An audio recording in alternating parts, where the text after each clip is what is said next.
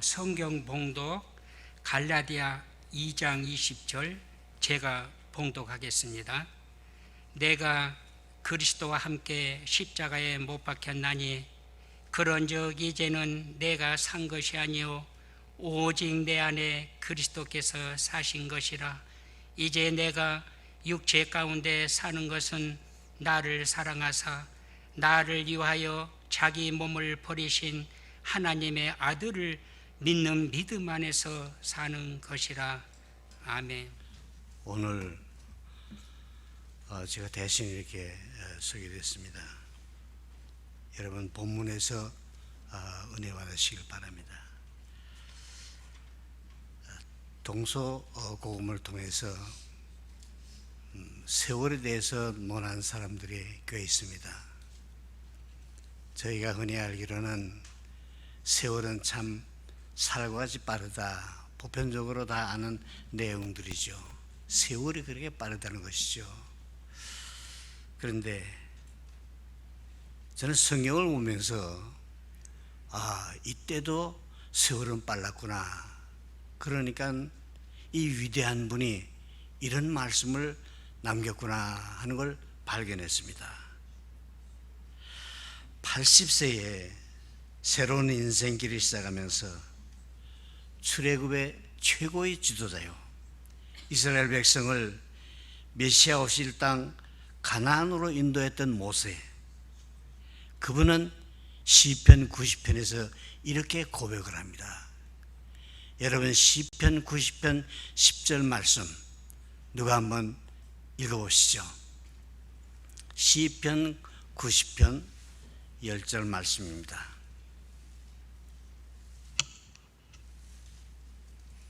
찾으신 분 읽으시죠.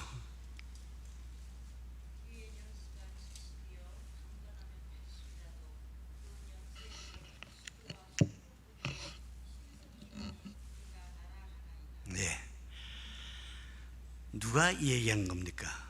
모세가 한 이야기입니다.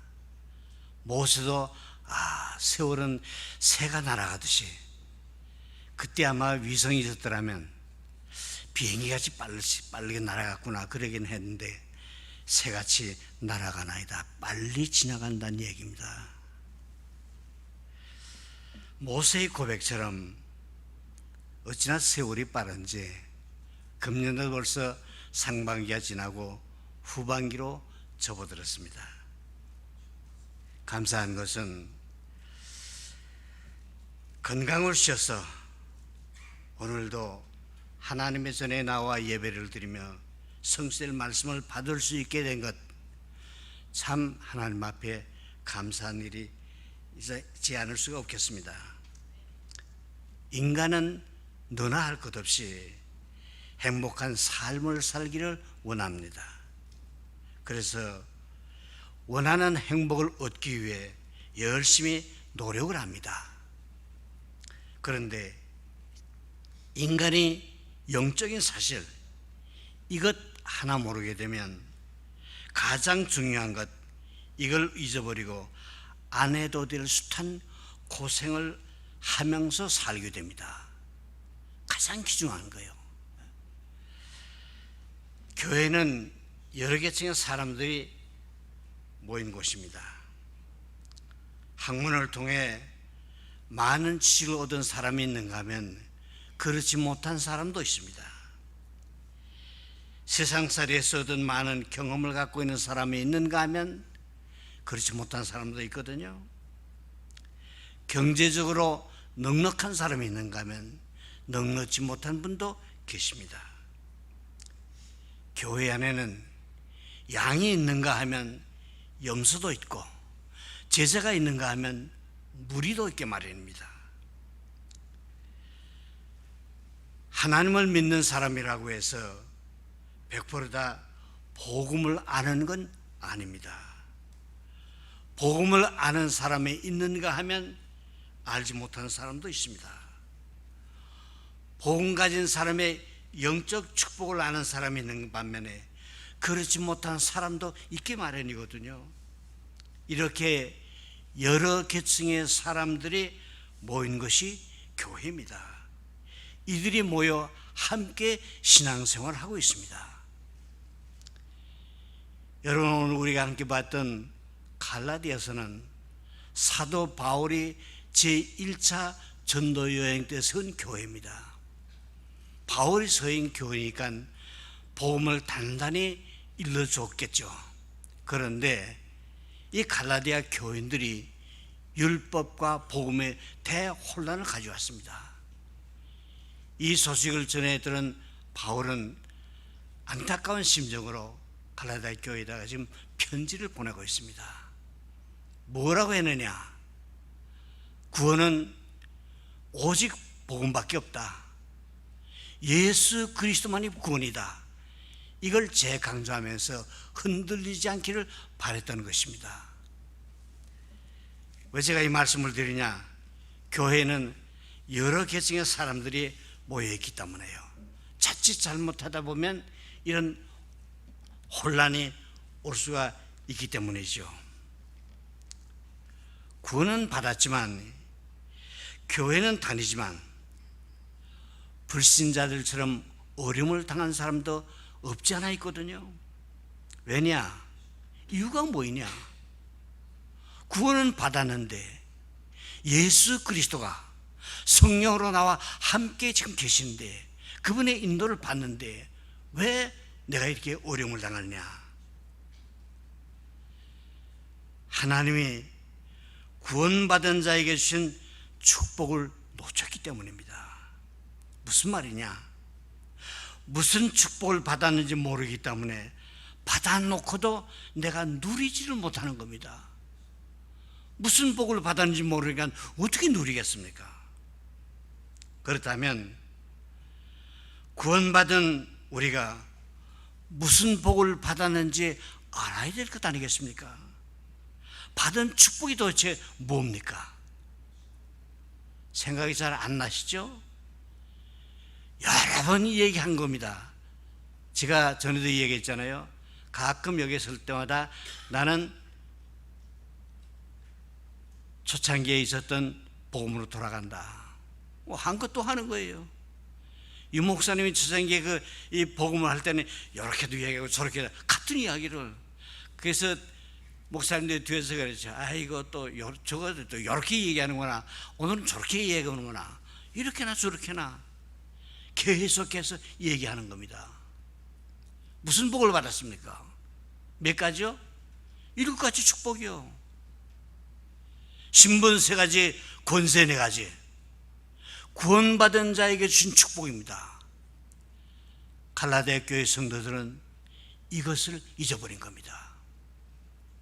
이게 잊어버리니까 그렇구나, 율법이 저거구나, 율법도 붙잡으면 구원되는구나, 이런 엉뚱한 생각을 하게 된 것이죠. 그러면 받은 바 축복이 뭐냐?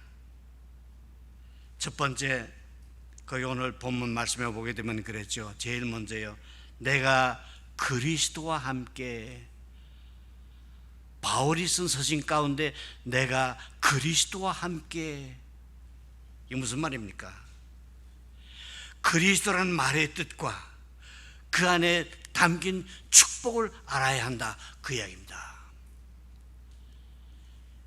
그리스도라는 말의 뜻이 뭐죠? 그리스도란 기름 부음 받은 자, 그 뜻 아닙니까? 초창기로 돌아가는 겁니다. 20년 전으로요.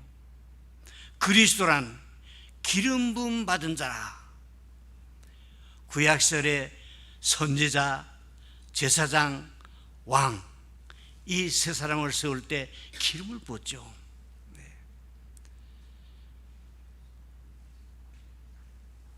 선지자는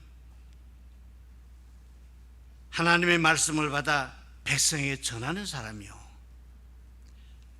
제사장은 백성의 죄를 들고 하나님께 나가 대신 죄 사함을 위한 제사를 드리는 사람이요, 왕은 백성을 다스리며 나라를 통치하는 권력자입니다.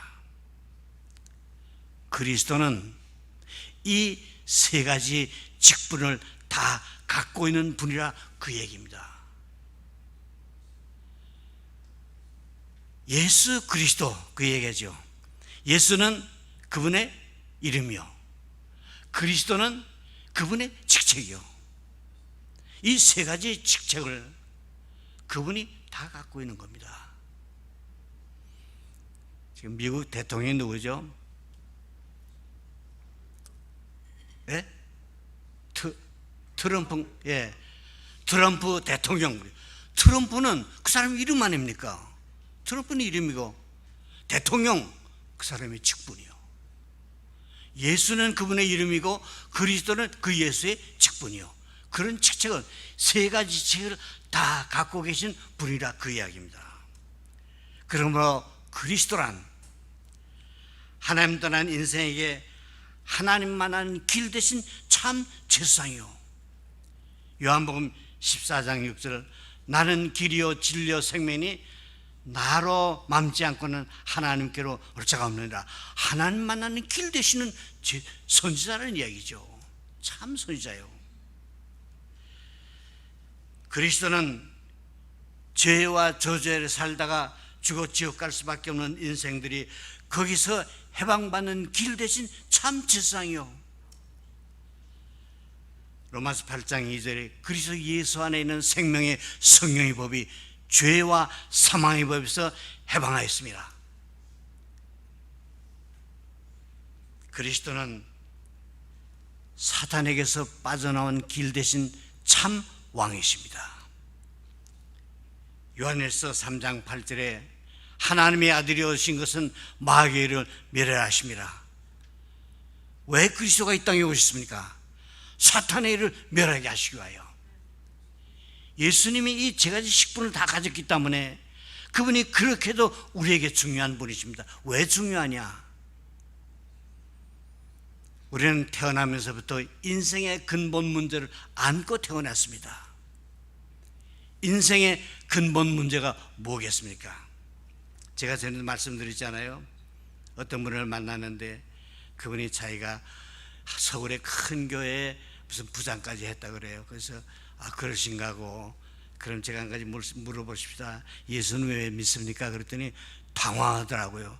그렇게 당하면서 대답을 못해요. 그럴 수밖에요. 갑자기 예수 왜 믿냐 물어봤으니까 당황할 수밖에요.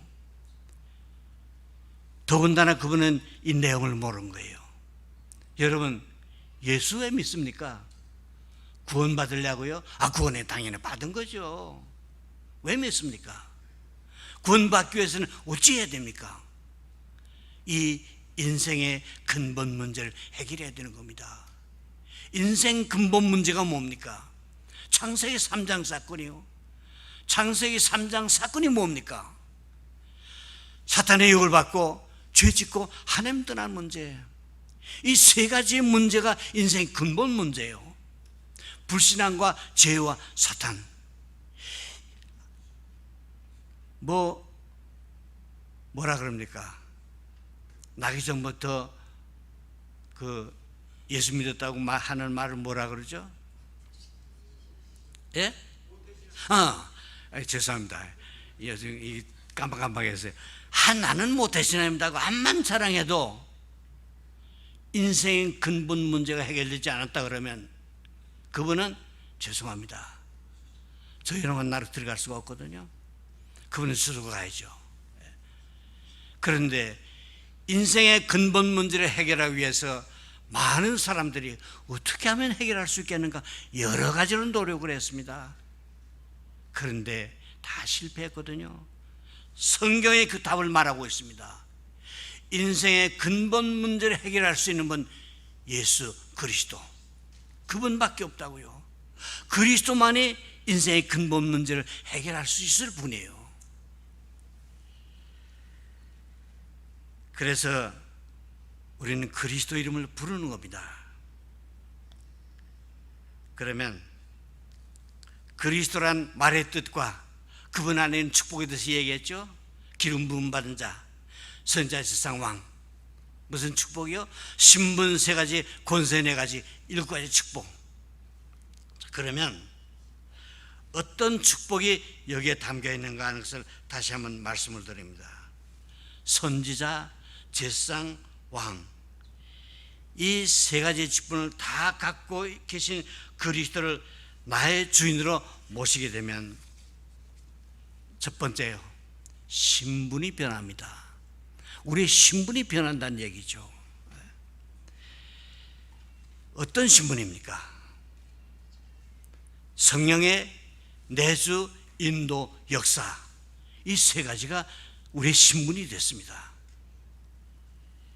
성령의 내주, 고린도전서 3장 16절 말씀에 너희가 하나님의 성전인 것과 하나님의 영이신 성령이 너희 안에 거하신 줄 알지 못하니요. 이 그리스도를 우리가 내 마음속에 구절에 영접해 모시는 순간 우리 속에는 하나님의 영이신 성령께서 인지하신다, 그 이야기입니다. 요한복음 1장 12절 말씀에 영접하는 자, 그 이름을 믿는 자들에게는 하나님의 자녀가 되는 권세를 주셨습니다. 성령이 내게 임했다는 이야기는 내가 하나님의 자녀가 되었다는 이야기입니다. 어떻게 해요? 그리스도를 내가 내 구주로 마음속에 영접해 모셨기 때문에 부활 승천하사 하늘 영광 보좌 우편에 앉아 계신 그분께서 성령으로 내 속에 지금 나와 함께 계시다는 것입니다. 성령이 내주요, 얼마나 중요합니까? 이게 내 신분입니다. 그 다음에 성령의 인도입니다. 요한복음 14장 26절 27절 말씀이요, 이때까지는 그리스도와 관계없이 세상 가운데 살아갈 그때는 내가 누구의 인도를 받았습니까? 좋게 말해서 인도입니다. 사탄에게 개같이 끌려다녔잖아요. 사탄이 끄는 대로 난 따라다닐 수밖에요. 세상에 엄마고 헛된 일 다 하면서 부끄러운 삶을 살면서도 내가 부끄러운 줄 모르는 삶을 살았다는 이야기입니다. 그런데 그리스도께서 내 속에 성령으로 함께 계신 이때부터 누구의 인도를 받습니까? 성령의 인도를 받게 됐습니다. 사탄하고는 관계없는 인생이 됐다는 이야기입니다. 성령의 인도요. 세 번째는 성령의 역사입니다. 요한복음 16장 24절이요. 이때부터 내가 기도하게 되면 성령께서 응답을 하십니다. 이것이 우리의 신분입니다. 아무나 기도한다고 해서 다 응답하는 것이 아니라는 얘기죠. 구원받은 하나님의 자녀들이 기도할 때는 성령께서 인도하시고 응답하신다, 그 이야기입니다. 그런 신분이 여러분의 신분이 저희 신분입니다. 이것이 창세기 1장 27절 회복입니다. 그러면 신분만 이렇게 변화되고 어따 이제부터 너희들이 알아서 하라 그러냐? 아니에요. 신분에 걸맞는 권세를 하나님께 주셨습니다. 몇 가지요? 4가지 권세요. 누가복음 10장 19절 말씀에 보게 되면 우리가 예수 그리스도의 이름을 부를 때마다 사탄이 결박당하는 이런 엄청난 권세가 우리에게 주어졌다는 이야기입니다. 또 우리가 어려움을 당했을 때마다 하나님께서 부리시는 사자인 천사를 동원해서 우리를 도와주십니다. 천사 동원이요. 그리고 우리의 시민권은 하늘에 있습니다. 하늘 시민권이 우리의 시민권입니다. 미국 시민권 좋다 그러지만 하늘 시민권이 미국 시민권에 몇 배 더 좋습니다. 어떻게 합니까? 가봐야 알죠? 아니요.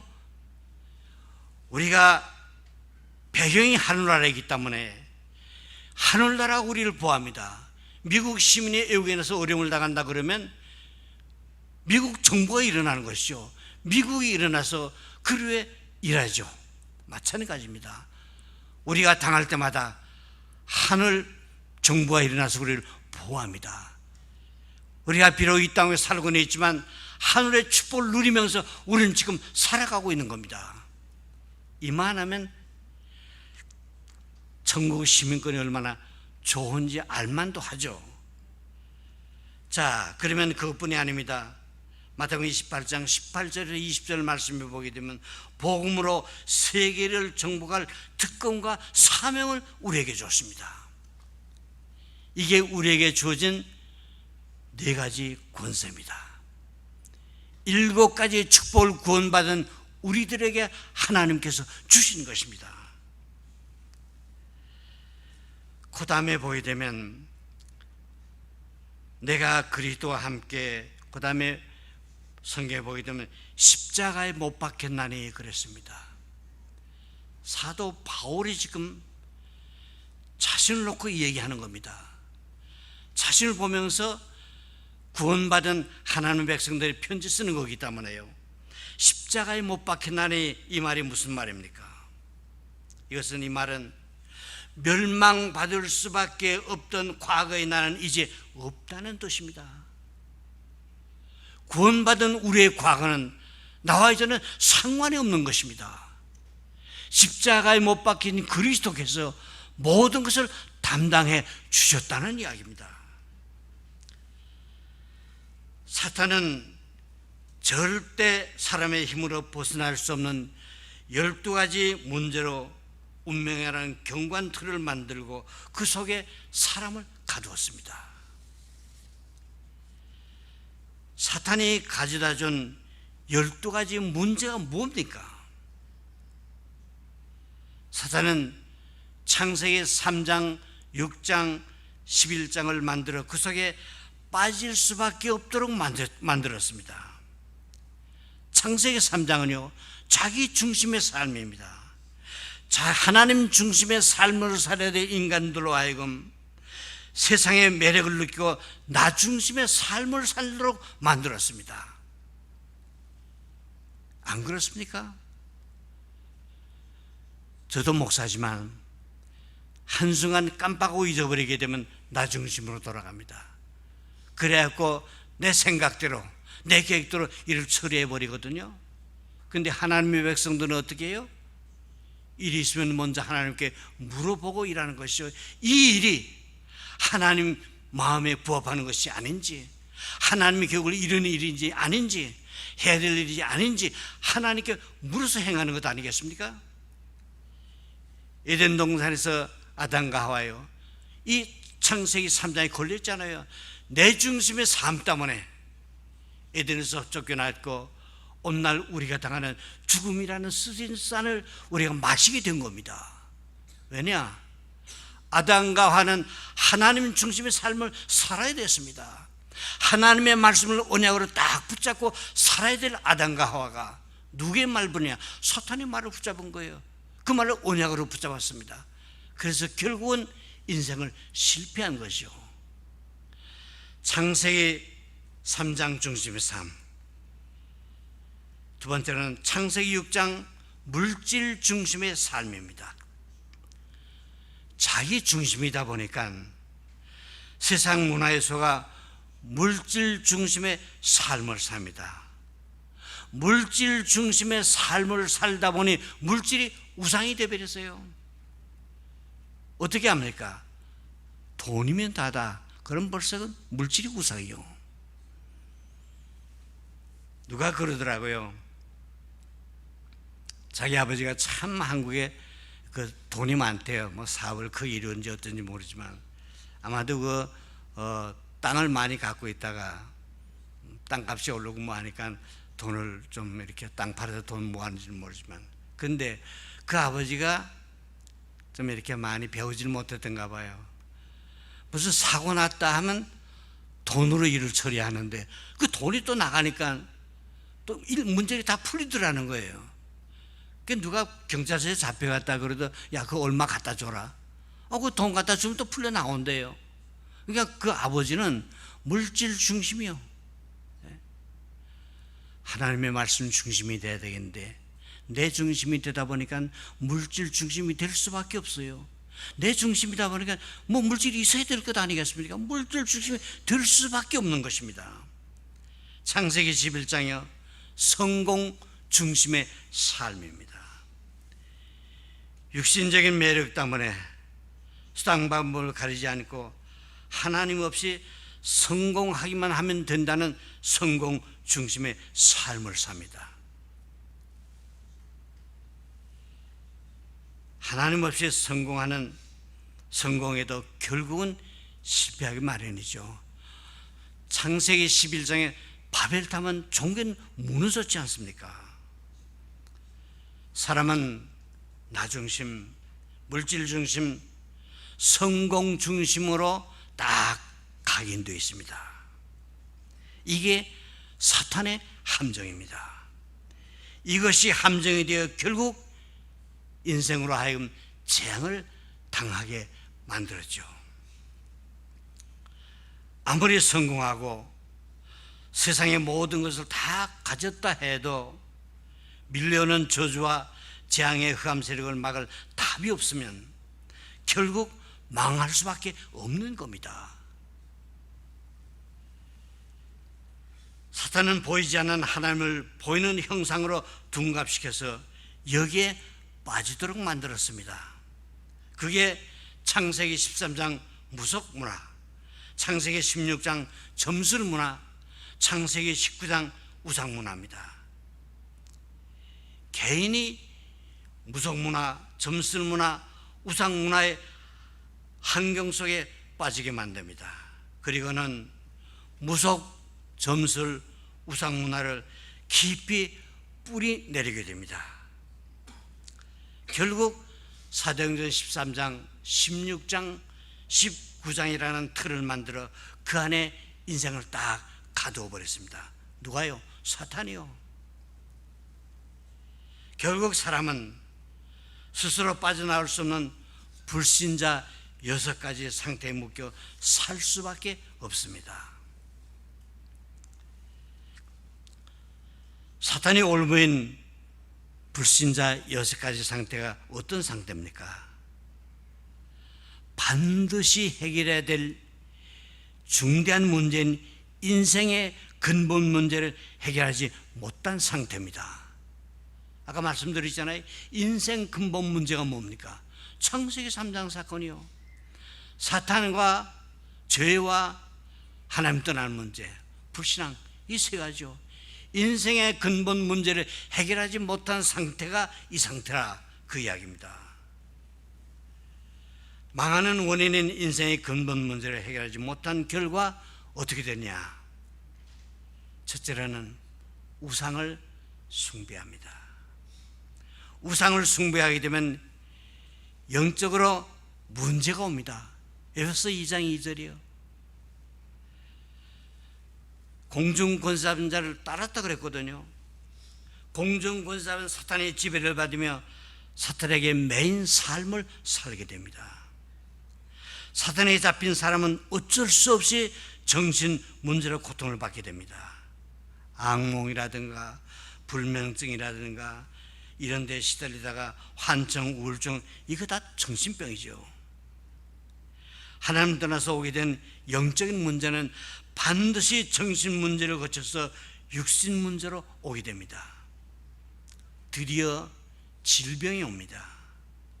우한, 불치병, 병명 없이 아픈 병에 시달리게 됩니다. 육신적으로만 시달리는 게 아닙니다. 마음에도 문제가 옵니다. 영적으로, 정신적으로, 육신적으로 시달리다 보니 내세가 보이지 않습니다. 그러니 안식이 없고 평안이 없고 기쁨이 없습니다. 늘 초조하고 불안하고 조급합니다.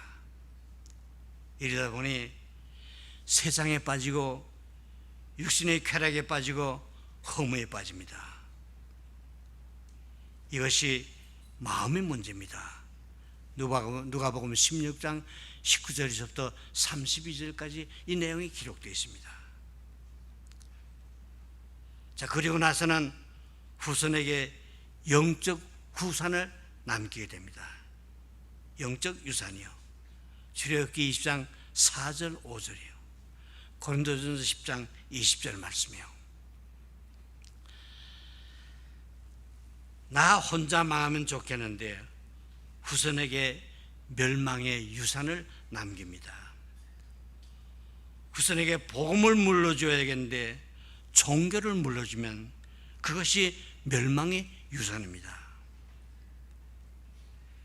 그런가 하면 자식들에게 제사가 최고인 줄 알고 물려주었는데 그 제사가 멸망의 유산입니다.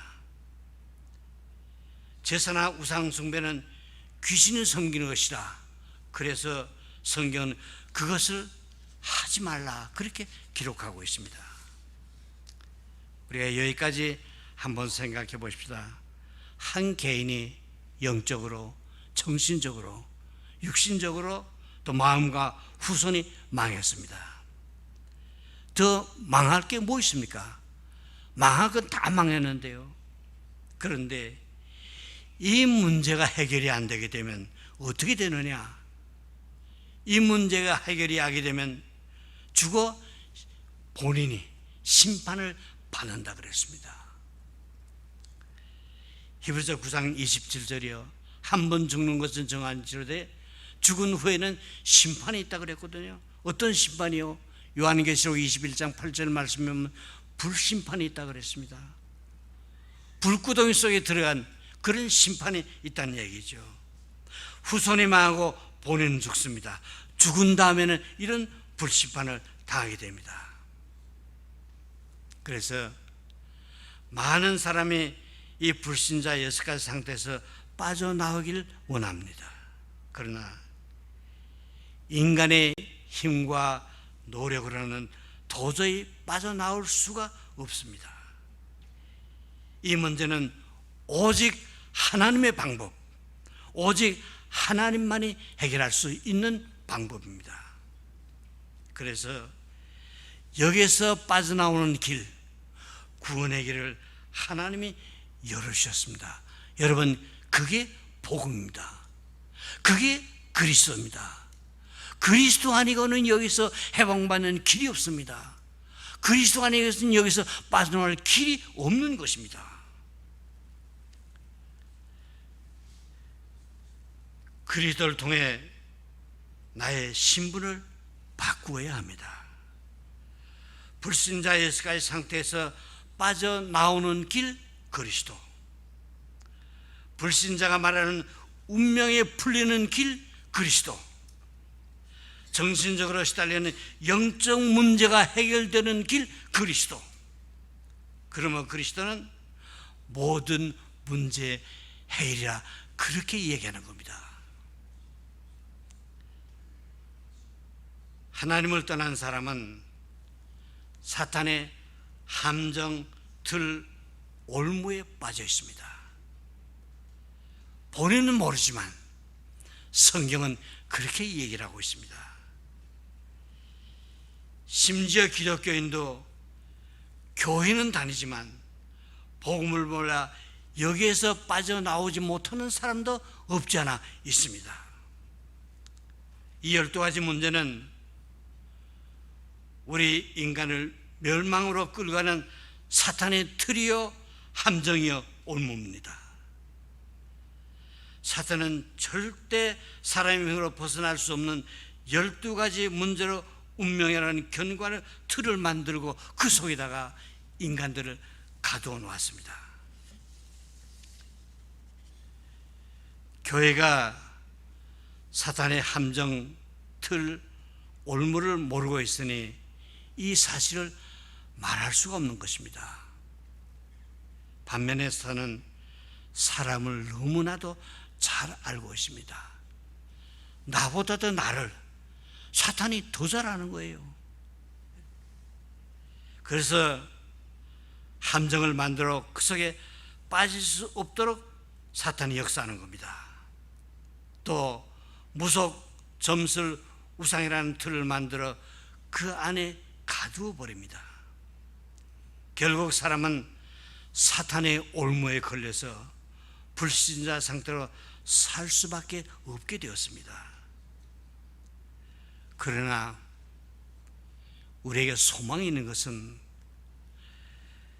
그리스도 안에만 있으면, 그리스도 안에만 있으면 이 12가지 멸망의 문제에서 해방된다는 사실입니다.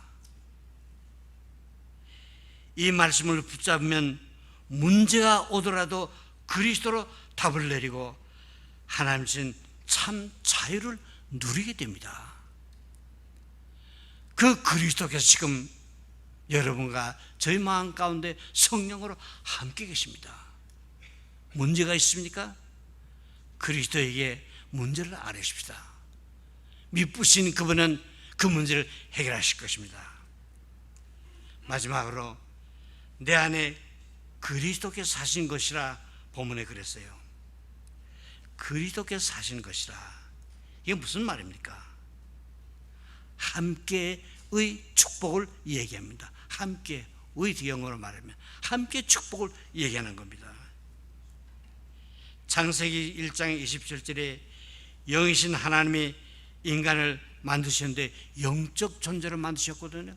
흙으로 빚어진 다음에 그 코에다 생기를 불어넣었다, 영혼을 심었다는 얘기입니다.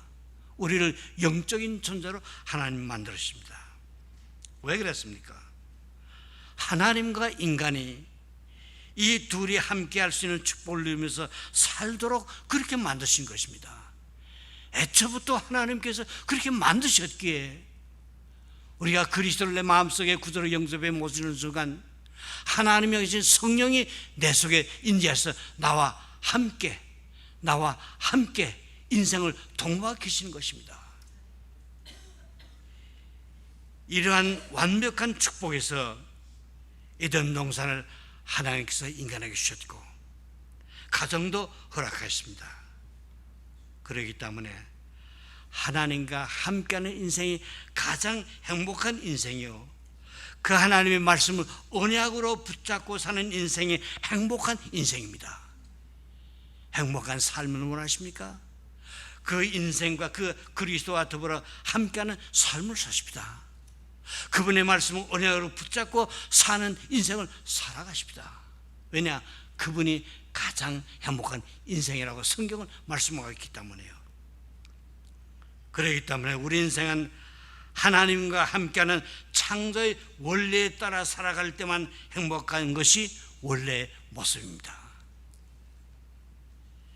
마태복음 28장 18절 말씀해 보면 하늘과 땅의 모든 권세를 내게 주셨다 했거든요. 아까도 말씀드렸지만 고린도서 3장 16절 말씀해 보면 너희가 하나님의 성전인 것과 하나님의 성령이 너희 안에 거하시는 것을 알지 못하냐? 이게 뭡니까? 무엇 때문에 이런 말씀을 남겼습니까? 하늘과 땅의 모든 권세를 가신 그리스도께서 성령으로 나와 함께 계시다는 것, 그분의 세상 끝날까지 항상 함께 하시겠다 약속하신 것을 우리에게 보여주신 내용들입니다. 세상 끝날까지 그분이 내 속에 나와 함께 계시면서 나를 보호하시면서 나를 인도하시는 것이죠. 저는 참 아는 것도 없고 별로 능력도 없고 배운 것도 없는 사람입니다. 그런 사람이 이민 와서 30, 지금 한 5년인가 6년이가 되었습니다. 돌이켜보게 되면 길다면 길고 짧다면 짧은 그 세월 동안 하나님께서 나와 함께 계셨기에 오늘 여기까지 인도함을 받았고 오늘 여기까지 보함을 받았고 오늘 이 단에 설 수 있는 것 아닌가, 그러면서 하나님 앞에 저희의 마음을 모아 감사하게 됩니다. 이 약속을 붙잡고 예수 그리스도 이름으로 기도하게 되면 무엇이 떠나갑니까? 흑암이 떠나갑니다. 사탄이 떠나가는 거예요. 또 말씀으로 나와 함께 하시는 그리스도를 따라가면 보좌에 앉으신 주님의 능력으로 현장이 치유됩니다. 그뿐만 아닙니다. 오직 성령으로 함께함을 누릴 때 위에서 내리는 권능을 받고 땅끝까지 증인되도록 축복해 주셨습니다. 사도 바울은 이 엄청난 축복된 사실을 알았던 사람입니다. 십자가에서 인생이 망할 수밖에 없는 그 12가지 문제를 해결하시고 나와 그분이 함께 하시는데 그분이 누구냐? 그리스도께서요. 이것을 안 분이 바울입니다. 그래서 가라디아 교회에다가 편지하면서 이 내용이 기록되어 있는 겁니다. 그리스도께서 우리에게 주신 이 축복을 제대로 알고 누리는 삶이 사도 바울같이 여러분과 저의 삶이 될 수 있기를 주님의 이름으로 축원드립니다. 기도하시겠습니다.